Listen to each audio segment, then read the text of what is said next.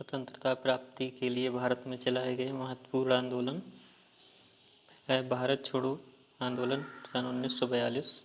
सन 1942 में गांधी जी के नेतृत्व में शुरू हुआ यह आंदोलन बहुत ही सोची समझी रणनीति का हिस्सा था। इसमें पूरा देश शामिल हुआ। 9 अगस्त 1942 को महात्मा गांधी के आह्वान पर समूचे पूरे देश में एक साथ शुरू हुए भारतीय स्वतंत्रता संग्राम में निर्णायक भूमिका निभाने वाले भारत छोड़ो आंदोलन ने अंग्रेजी हुकूमत की नींव हिलाने का काम किया था। जलियांवाला बाग हत्याकांड। जलियांवाला बाग अमृतसर के स्वर्ण मंदिर के पास एक छोटा सा बगीचा है, जहां 13 अप्रैल 1919 को brigadier general Reginald Edward Dyer के नेतृत्व में अंग्रेजी फौज ने गोलियां चला के निहत्थे शांत बूढ़ों और महिलाओं और बच्चों सहित सैकड़ों लोगों को मार डाला था और हजारों लोगों को घायल कर दिया था। चौरी चौरा कांड। चौरी चौरा कांड उत्तर प्रदेश में गोरखपुर के पास एक कस्बा है, जहां 5 फरवरी 1922 को भारतीयों ने ब्रिटिश सरकार की एक पुलिस चौकी को आग लगा दी थी, जिसमें उसमें से छुपे हुए 22 पुलिस कर्मचारी जिंदा जल के मर गए थे। इस घटना को चौरी चौरा कांड के नाम से जाना जाता है।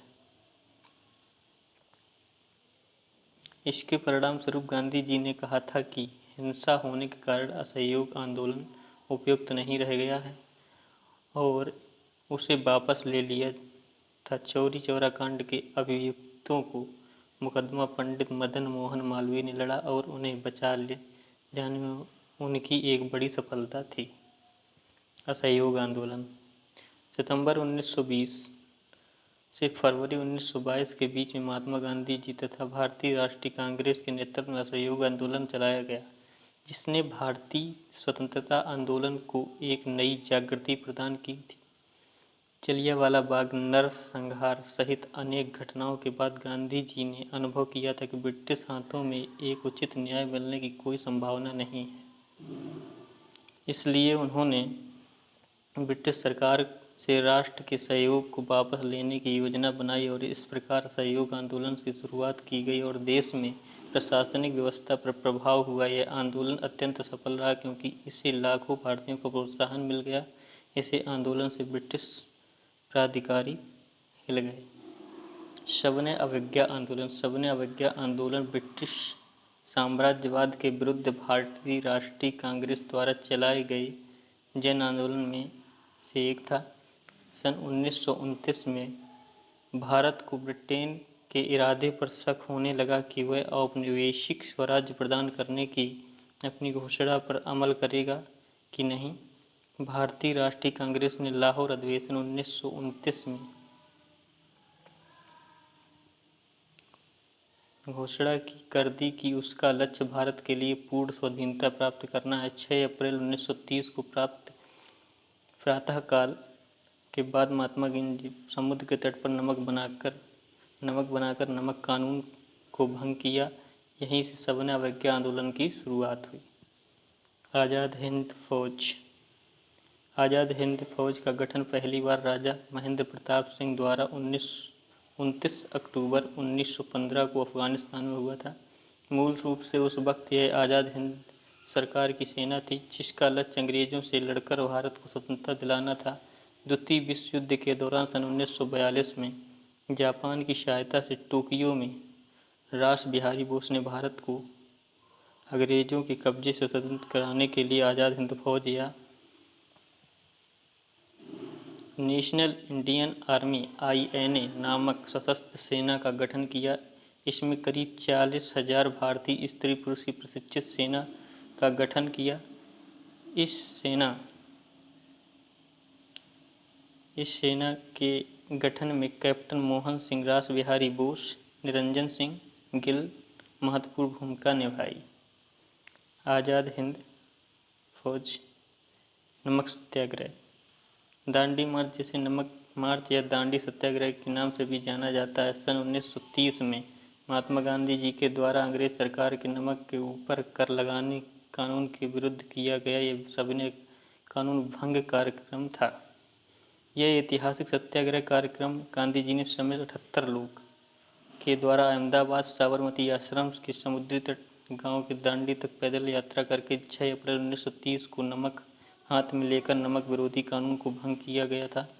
भारत में अंग्रेजों के शासनकाल के समय नमक उत्पादन और विक्रय के ऊपर बड़ी मात्रा में कर दिया था और नमक जीवन के लिए जरूरी चीज होने के कारण भारतवासियों को इस कानून से मुक्त करने का अपना अधिकार दिलवाने हेतु सविनय अवज्ञा का कार्यक्रम आयोजित किया गया था।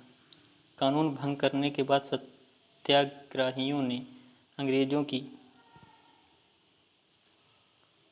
लाठियां खाई परंतु पीछे नहीं मुड़े। 1930 को गांधी जी ने इस आंदोलन को चालू किया। इस आंदोलन में लोगों ने गांधी जी के साथ पैदल यात्रा की और नमक पर कर लगाया था उसको विरोध किया। इस आंदोलन में कई नेताओं को गिरफ्तार कर लिया गया। ये आंदोलन पूरे 1 साल तक चला और 1931 को गांधी इरविन के बीच हुए समझौते को खत्म इसी आंदोलन से सविनय अवज्ञा आंदोलन की शुरुआत हुई। इस आंदोलन में संपूर्ण देश में अंग्रेजों के खिलाफ व्यापक जन संघर्ष को जन्म दिया था। होम रूल आंदोलन।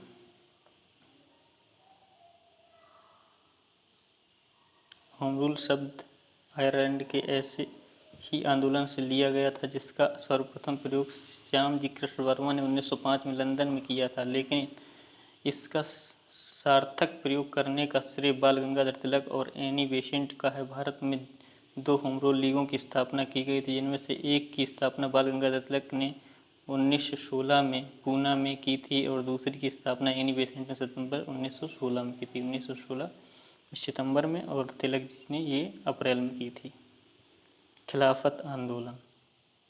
खिलाफत आंदोलन मार्च 1919 से जनवरी 1921 तक चला था। 1919 में बम्बई में एक खिलाफत समिति का गठन किया गया था। मोहम्मद अली और शौकत अली बंधुओं के साथ साथ अनेक मुस्लिम नेताओं ने इस मुद्दे पर संयुक्त जन कार्यवाही की संभावना तलाशने के लिए महात्मा गांधी के साथ चर्चा शुरू कर दी। सितंबर 1920 में कांग्रेस के कोलकाता अधिवेशन में महात्मा गांधी जी ने दूसरे नेताओं के इस बात पर मना लिया खिलाफत आंदोलन के समर्थन और स्वराज्य के लिए एक असहयोग आंदोलन शुरू किया जाना चाहिए।